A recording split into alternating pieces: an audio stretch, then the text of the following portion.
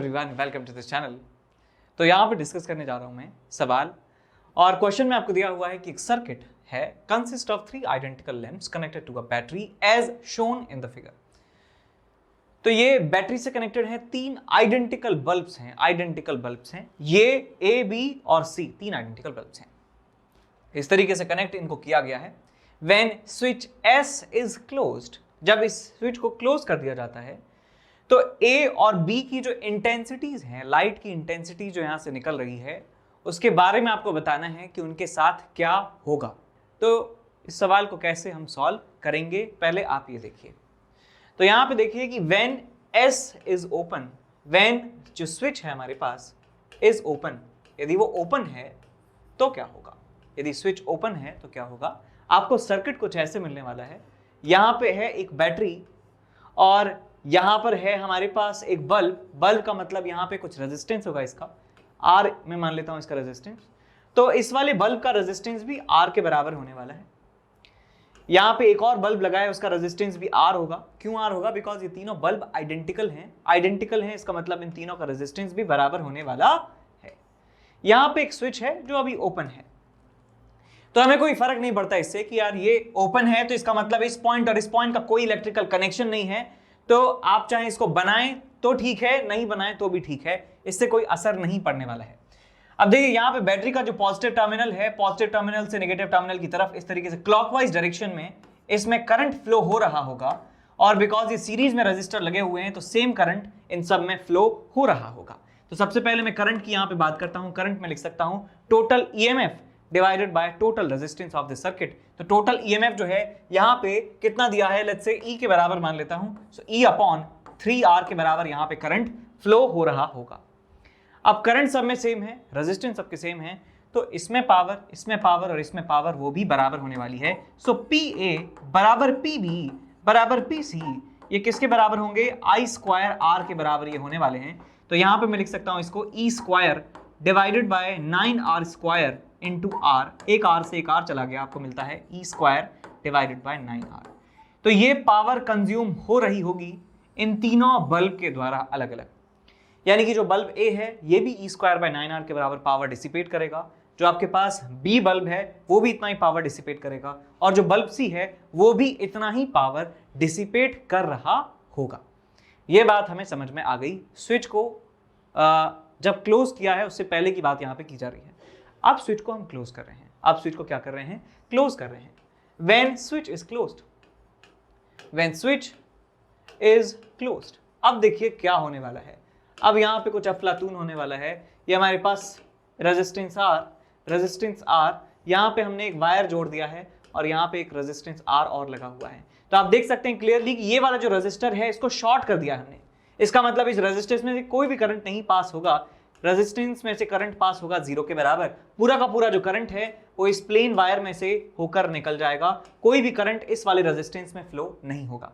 अच्छा, तो हमारे पास सर्किट जो काम कर रहा है, जो एक्टिव सर्किट है हमारे पास, वो ये वाला पार्ट है। तो इस वाले सर्किट में करंट मैं कह सकता हूं I की जो वैल्यू है वो होने वाली है E अपॉन 2R के बराबर। E अपॉन 2R के बराबर करंट इसमें जाएगा, इसमें जाएगा, इसमें जाएगा, इसमें जाएगा, इसमें जाएगा। इसमें करंट पूछा जाए तो कितना होगा? 0 के बराबर। कोई भी करंट इस रेजिस्टेंस में नहीं जाएगा, जो भी करंट है इस वाले सर्किट से निकल के जा रहा होगा। अब भैया अब मैं यदि बात करूं PC की तो कितना आ जाएगा आपके पास? 0। इस बल्ब में कोई भी पावर डिसिपेट नहीं हो रही होगी बिकॉज कोई करंट ही नहीं जा रहा है। अब यदि बात करूं A और B की, A और B इनमें करंट सेम है, रेजिस्टेंस सेम है, तो मैं कह सकता हूं I स्क्वायर R के बराबर यहाँ पे पावर का डिसिपेशन हो रहा होगा। तो बेटा करंट यहाँ पे कितना है? E अपॉन 2R का स्क्वायर इंटू R, तो आ जाएगा आपके पास E square divided by 4R। तो हमें स्विच को क्लोज करने के बाद पावर पता चल चुकी है, PA डैश कह देते हैं इसे, और स्विच क्लोज करने से पहले हमें पावर पता है। इन दोनों का रेशियो यदि निकाला जाए तो आप यहाँ देखिए, मैं यदि A की बात करूं और B की बात करूं, एक ही बात है दोनों की, बिकॉज बाद में इन दोनों की पावर बराबर है और इनिशियली भी इन दोनों की पावर जो है बराबर है।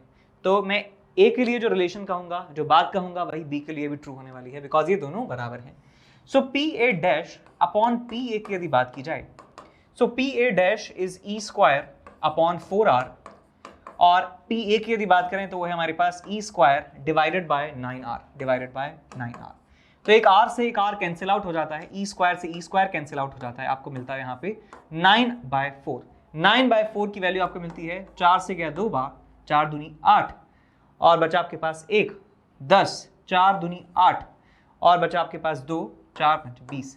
सो 2.25 आपको यहाँ पे रिजल्ट मिलता है। इसका मतलब जो बाद में पावर डिसिपेट हो रही है वो इनिशियल पावर का 2.25% है, 2.25% है इनिशियल पावर का।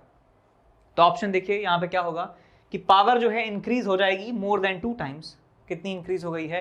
2.25 टाइम्स हो चुकी है जो बाद में पावर डिसिपेट हो रही है। इसका मतलब इनकी इंटेंसिटी भी बढ़ गई है और डबल से भी ज़्यादा हो गई है ना। इंटेंसिटी का रिलेशन है डायरेक्ट पावर से कि पावर इंक्रीज होगी, इसका मतलब ज़्यादा एनर्जी का कंजप्शन वहाँ पे हो रहा होगा और इसका मतलब इंटेंसिटी भी वहाँ पे इंक्रीज हो चुकी होगी। तो ऑप्शन नंबर सी जो है हमारा करेक्ट आंसर इस क्वेश्चन का होने वाला है। समझ गए आप? हेलो एवरीवन, तो यहाँ पे एक अनाउंसमेंट है छोटा सा। तो सबसे पहले तो ये है कि अनअकैडमी चैंपियंस लीग जो है उसका जो एग्ज़ाम है वो एप्टीट्यूड टेस्ट 26 दिसंबर को स्टार्ट होने जा रहा है 1 PM ऑनवर्ड, और आपको चांस मिल सकता है सचिन तेंदुलकर के साथ मिलने का। तो एनरोल कीजिए इस टेस्ट में और आपको कोड इस्तेमाल करना है NKC सर लाइव, ठीक है? कोड भूलिएगा नहीं, NKC सर लाइव जो है आपको कोड इस्तेमाल करना है और आपको मौका मिल सकता है सचिन तेंदुलकर के साथ मिलने का और इंस्पायर होने का। उसके बाद अनअकैडमी चैंपियंस लीग जो है वो उसमें आप जीत सकते हैं कि एप्पल का MacBook air, Apple watch, AirPod और अमेजॉन इको डॉट जो हैं वो मिल सकता है आपको, और अमेजॉन के जो वाउचर्स हैं वो भी आपको यहाँ पे मिल सकते हैं।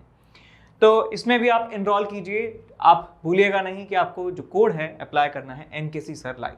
उसके बाद IIT-JEE का जो कॉम्बैट है वो स्टार्ट हो रहा है। IIT-JEE कॉम्बैट में 21 क्वेश्चंस होने वाले हैं और 21 क्वेश्चंस को करने के लिए आपको जो टाइम मिलेगा वो 60 मिनट्स मिलेगा। 26 दिसंबर को 11 AM पर ये टेस्ट जो है स्टार्ट होने वाला है।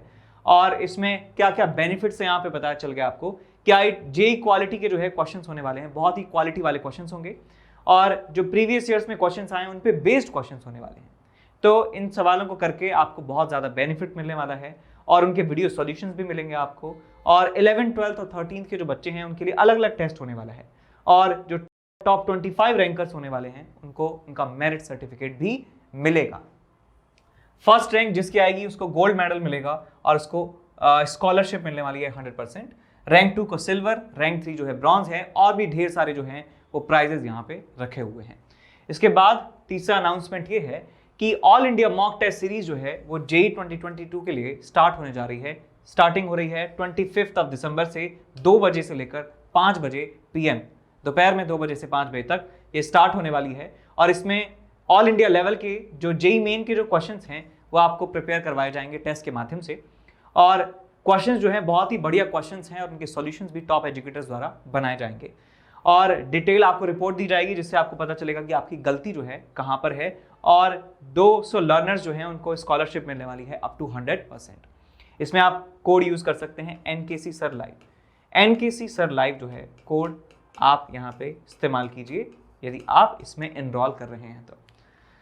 उसके बाद यहाँ पे कुछ बैचेस की इंफॉर्मेशन है कि एज बैच है क्लास 11th के लिए जो JEE मेन और एडवांस 2023 के लिए टारगेट होने वाला है, और JEE एडवांस और मेंस 2022 के लिए और 2023 के लिए 2 और बैचेस हमारे पास हैं और इन सारे बैचेस में टॉप एजुकेटर्स जो है पढ़ाने वाले हैं। ये स्टार्ट हो चुका है 22 दिसंबर से, ये भी 22 दिसंबर से स्टार्ट हो चुका है और ये भी 22 दिसंबर से स्टार्ट हो चुका है। तो आप फटाफट से जो है इनमें एनरोल कर लीजिए और बेनिफिट जो है आप इनका उठा सकते हैं। अब आगे बढ़ जाते हैं अगले सवाल की तरफ। सवाल है हमारे पास question number 5, in an adiabatic expansion the volume of air is increased by 5%। छोटा सा चेंज हम इसमें लाए हैं 5% के बराबर। तो बताइए approximate percentage change in the pressure will be equal to, approximate change in the pressure will be equal to. तो आप यहाँ पे याद कीजिए, ध्यान दीजिए कि यदि परसेंटेज चेंज जो है किसी क्वांटिटी में, percentage change, if percentage change in a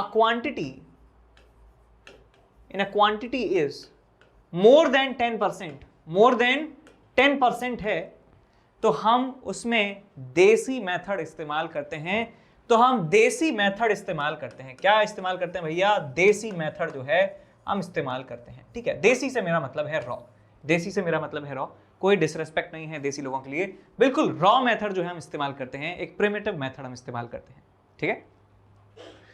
कोई बात नहीं, ये भी कभी कभी ये मतलब देसी चीजें जो हैं आपको पता होनी चाहिए, ठीक है। तो यहाँ पे देखिए क्या होने वाला है, P V raise to the power gamma is equal to constant हमने यहाँ पे सीखा है एडियाबैटिक प्रोसेस के लिए। एडियाबैटिक प्रोसेस के लिए P V raise to the power gamma जो है कांस्टेंट होता है। तो यदि मैं यहाँ पे लिख सकता हूँ कि P1 V1 raise to the power gamma is equal to P2 V2 raise to the power gamma. तो यहाँ पे बेटा क्या किया है इन्होंने कि वॉल्यूम को 5% से बढ़ा दिया है एयर का। अब देखिए एयर जो है, एयर में जो मेजर कंपोनेंट है वो CO2 का है, CO2 का है जो एक डायटोमिक मॉलिक्यूल है, डायटोमिक मॉलिक्यूल है। तो और बाकी जो है ऑक्सीजन है, तो ये इसको भी डायटोमिक गैस की तरह ही आपको ट्रीट करना है। एयर जो है वो डायटोमिक गैस है, इसका मतलब F की जो वैल्यू है वो 5 के बराबर है, तो गामा की वैल्यू आ जाती है आपके पास 1 + 2/5 के बराबर, 5 और 2 7/5 आपको यहाँ से मिल जाता है, या 1.4 भी से कह सकते हैं गामा की वैल्यू।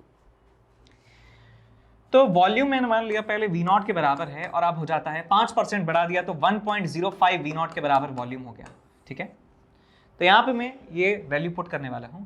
तो प्रेशर हमारे पास लेट्स से P0 है, वॉल्यूम पहले V0 है, रेज टू द पावर है 1.4 is equal to final pressure let's say P2 के बराबर है, बाद में वॉल्यूम है 1.05 V0 raise to the power 1.4। तो यहाँ से आपको प्रेशर मिल जाता है P2 is equal to P0 V0 raise to the power 1.4 divided by 1.05 raise to the power 1.4, और यहाँ पे आ जाएगा V0 raise to the power 1.4। मैं आपको एक रॉ मेथड यहाँ पे सिखा रहा हूँ। यदि परसेंटेज में चेंज किसी में क्वांटिटी में कोई एरर की फॉर्म में आपको दिया जाए, परसेंटेज इंक्रीज या डिक्रीज किया जाए और वो 10% से ज्यादा है, तो आपको प्रिमिटिव अप्रोच जो है फॉलो करनी है। V0 raise to the power 1.4 से V0 raise to the power 1.4 cancel out हो जाता है, आपको मिलता है P2 बराबर P0 upon 1.05 raise to the power 1.4। अब हमें फाइनल प्रेशर मिल चुका है, इनिशियल प्रेशर जो है P0 के बराबर है, तो मैं परसेंटेज चेंज इन प्रेशर जो है बता सकता हूं।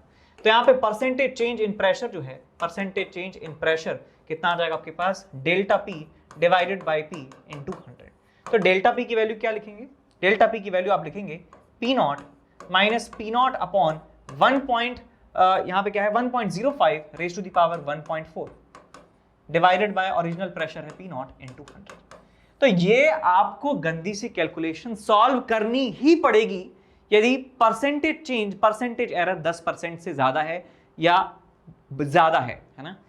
लेकिन इफ परसेंटेज एरर, यदि परसेंटेज एरर या परसेंटेज चेंज और percentage change is less than 10%, less than 10%, ठीक है। अब देखिए 10% एक हार्ड लिमिट नहीं है, 10% मैं कह रहा हूं हार्ड लिमिट नहीं है। 10% से मेरा मतलब है कि थोड़ा सा आसपास 9% हो तो समझ गया टाई हो जाएगा यार, कि दोनों मेथड इस्तेमाल कर सकते हैं, लेकिन स्टैंडर्ड जो है 10% माना गया है। तो यदि 10% से कम एरर है तो आपको क्या करना है, ध्यान दीजिएगा। यहां पे हम जानते हैं P V raise to the power gamma जो है वो कांस्टेंट है, तो या तो आप ln लेके डिफरेंशिएट कर सकते हैं, ln लेके डिफरेंशिएट कर सकते हैं, या फिर आप एरर वाला मेथड से डायरेक्ट कर सकते हैं। तो जो भी आपको पता हो उससे आप कर लीजिए। देखिए यदि आप ln वाले मेथड से करेंगे तो दोनों तरफ ln लेने पर आपको मिलेगा ln P plus gamma times ln V is equal to ln of some constant, ln of constant. अब इसको डिफरेंशिएट करिए तो आपको मिलेगा dP upon P a plus gamma into dV upon V, और यहां पे आपको मिल जाएगा 0 के बराबर। तो यहां से आपको मिलने वाला है क्या, that dP by P into 100 is equals to gamma into dV by V into 100, ठीक है। ये वॉल्यूम में जो चेंज है आपको 5% के बराबर दिया है, तो 5 इंटू 1.4 आप कर देंगे तो 1.4 इंटू 5 आपको मिल जाएगा कितना, 7% के बराबर, ठीक है।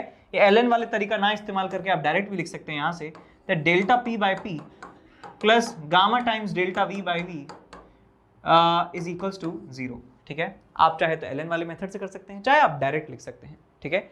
एनसीईआरटी में जो चैप्टर है एरर वाला, मेजरमेंट इन एरर वाला, उसमें डायरेक्ट बताए गए हैं, 4-5 केसेस बताए गए हैं कि जब क्वांटिटी ए इंटू बी की फॉर्म में लिखा है तो कैसे करते हैं, एरर में रिलेशन कैसे निकालते हैं, ए प्लस बी की फॉर्म में है, ए माइनस बी की फॉर्म में है, तो कैसे एरर में रिलेशन निकाला जाता है, A minus B, A plus B, A into B, A upon B, A raise to the power X, B raise to the power Y, सब तरह के केसेस वहां पे दिए हुए हैं, तो वहां से डायरेक्ट भी आप ऐसे लिख सकते हैं। तो आपको मेथड इस्तेमाल करना है ये वाला, यदि परसेंटेज एरर जो है 5-10% से कम है तो आपका रिजल्ट एक्यूरेट ऑलमोस्ट आ जाता है। ये मेथड शॉर्ट है, ये मेथड से आंसर जल्दी आता है, लेकिन सबसे जो सही मेथड है ना, जिससे आपका आंसर एकदम 100% सही आएगा, वो मेथड है हमारा प्राउड देसी मेथड। देसी मेथड जो है वो बिल्कुल प्योर है एकदम, आंसर हमेशा एकदम बढ़िया आएगा, लेकिन थोड़ा सा मुश्किल है, कैलकुलेशन थोड़ी सी मुश्किल इसमें हो जाती है।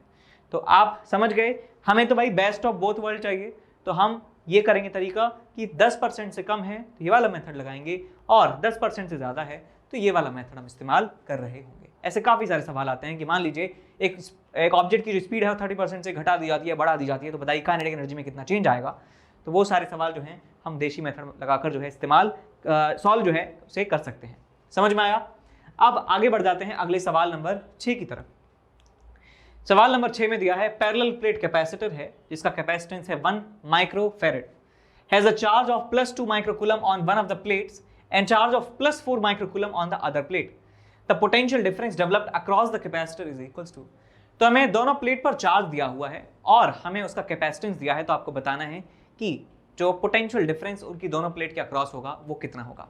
तो देखिए हम जानते हैं कि पैरेलल प्लेट कैपेसिटर है, उसमें 2 कंडक्टिंग प्लेट होती हैं, और यदि इस पर चार्ज है +2 माइक्रोकूलम और इस पे चार्ज है +4 माइक्रोकूलम, तो चार्ज का रीडिस्ट्रीब्यूशन यहाँ पे हो रहा होगा। चार्ज का रीडिस्ट्रीब्यूशन कैसे होता है?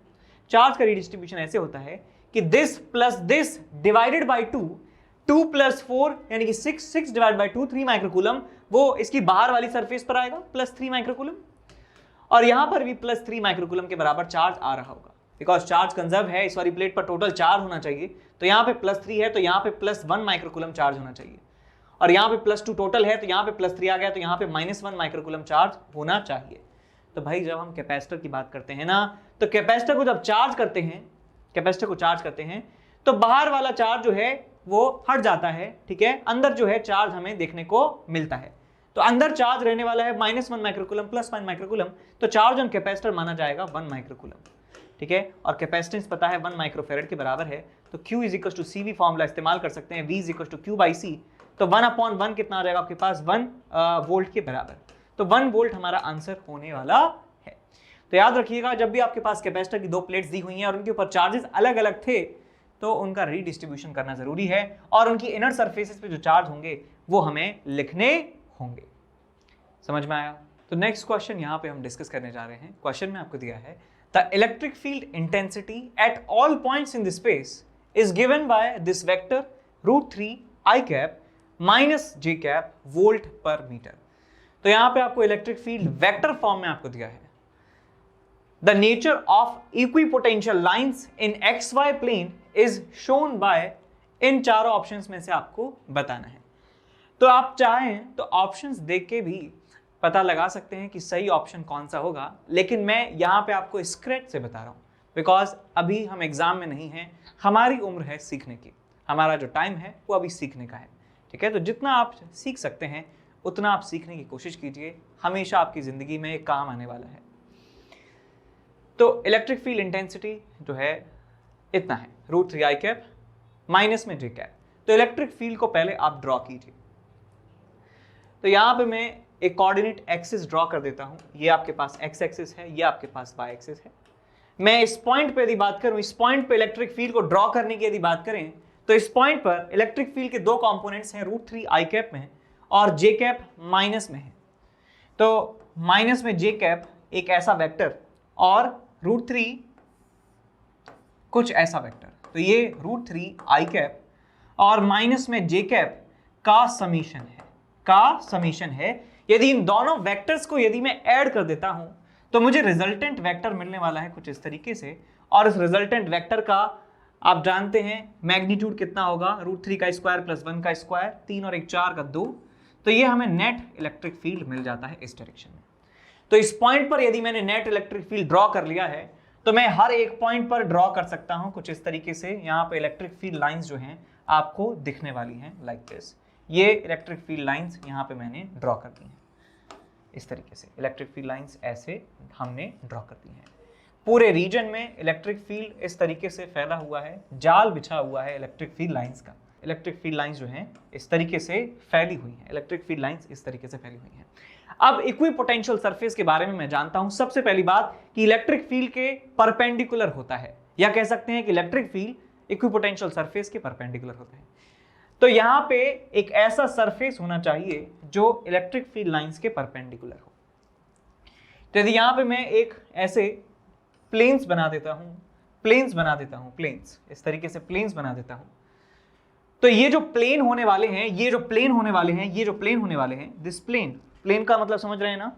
प्लेन का मतलब आप समझ गए होंगे। प्लेन का मतलब है कि मान लीजिए ये शीट मेरे पास है, तो इस तरीके से इक्विपोटेंशियल सरफेसेस जो हैं होने वाले हैं, और हर एक पॉइंट पर इलेक्ट्रिक फील्ड और सरफेस के बीच में जो एंगल होगा that will be equal to 90। तो ये पहली प्रॉपर्टी को सेटिस्फाई करते हैं, पहली प्रॉपर्टी को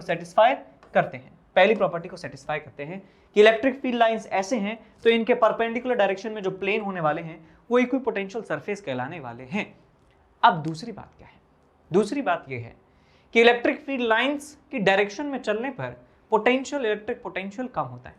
इलेक्ट्रिक पोटेंशियल कम हो जाता है यदि हम इलेक्ट्रिक फील्ड की डायरेक्शन में मूव करते हैं। तो यदि मैं इलेक्ट्रिक फील्ड लाइन, कोई भी एक फील्ड लाइन को यहां पे पकड़ लेता हूं, तो यहां पे किसी फील्ड लाइन को यदि मैं पकड़ूं तो यहां पे जो पोटेंशियल है और यहां पर जो पोटेंशियल है, दोनों को कंपेयर करने पर आप देख पाएंगे कि पोटेंशियल इलेक्ट्रिक फील्ड की डायरेक्शन में जाने पर घटता है। तो यदि यहां का पोटेंशियल v के बराबर है तो यहां का पोटेंशियल थोड़ा कम होगा, यहां का पोटेंशियल और कम होगा, यहां का पोटेंशियल इनसा होगा। समझ गए कि भाई पोटेंशियल जो है घट रहा होगा, पोटेंशियल जो है घट रहा होगा। जैसे जैसे हम ऐसे आएंगे पोटेंशियल घट रहा होगा। अब ऑप्शन एक बार देख लेते हैं, अच्छा एक चीज और, यहां पे मैं एंगल यहां पे बताना चाहूंगा कि एंगल जो है इलेक्ट्रिक फील्ड लाइंस कितना बना रही हैं। देखिए ये √3 है, ये 1 है, तो ये एंगल कितना हो गया? 30 डिग्री। समझ गए? 30 डिग्री कैसे बताया मैंने? 30 डिग्री कैसे बताया मैंने? सर आपने तो कैसे बता दिया 30 डिग्री? मुझे ये बताओ पहले तो। देखो भाई 30 कैसे बताया? ये वाला जो कंपोनेंट है ये √3 के बराबर है, ये वाला जो कंपोनेंट है ये 1 के बराबर है, माइनस जे कैप, इनका जो रिजल्टेंट है वो आ रहा है इस तरीके से। ये एंगल मैंने मान लिया थीटा, तो इस ट्राइंगल में मैं tan थीटा लिख सकता हूं, इस ट्राइंगल में tan थीटा लिख सकता हूं 1/√3। तो यहां से tan थीटा हमें मिल जाता है 1/√3। इसका मतलब थीटा की वैल्यू कितनी आ गई? 30 डिग्री के बराबर। तो भाई ये हॉरिजॉन्टल से 30 डिग्री बना रहे हैं, तो ये जो इक्विपोटेंशियल प्लेन्स हैं ये कितना एंगल बना रहे होंगे? 60 डिग्री के बराबर एंगल बना रहे होंगे। हॉरिजॉन्टल से 60 डिग्री का एंगल बना रहे होंगे, हॉरिजॉन्टल से 60 डिग्री का एंगल ये बना रहे होंगे। तो भाई एक बार फाइनल ऑप्शन देख लेते हैं कि कौन सा हमारा आंसर है। तो पहली बात तो हॉरिजॉन्टल से 60 डिग्री एंगल होना चाहिए, तो ये गलत हो गया, ये गलत हो गया, ये भी सही हो सकता है, ये भी सही हो सकता है। और यहां पे लिखा है कि ये हाई पोटेंशियल पे है, ये लोअर पोटेंशियल पे रीजन है, तो ऐसे ऐसे जाएंगे तो पोटेंशियल की जो वैल्यू है घटने वाली है, बिकॉज इलेक्ट्रिक फील्ड की डायरेक्शन में हम चल रहे हैं। इसका मतलब ऑप्शन ये जो है सी, ये बिल्कुल सही आंसर है। ठीक है, ये बिल्कुल सही आंसर होने वाला है। अब ये बात आप वैसे भी समझ सकते थे कि इलेक्ट्रिक फील्ड लाइंस को देखकर ही आप बता सकते थे कि कौन सा आंसर होने वाला है। समझ गए? तो ऐसे इस सवाल को सॉल्व किया जा सकता